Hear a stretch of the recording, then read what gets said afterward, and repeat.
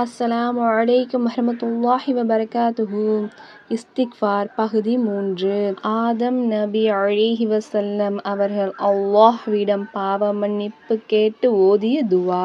ரப்பனா எங்கள் இறைவா, ظلمنا நாங்கள் தீங்கிழைத்தோம், அன்ஃபுஸனா எங்கள் ஆன்மாக்களுக்கு, வ இல்லம் தக்ஃபிர் லனா நீ எங்களை மன்னிக்கவில்லையெனில், வ தர்ஹம்னா இன்னும் நீ கருணை புரியவில்லையெனில், லனகூனன்ன நிச்சயமாக ஆகிவிடுவோம், மினல் ஹாஸிரீன் நஷ்டவாளிகளில்.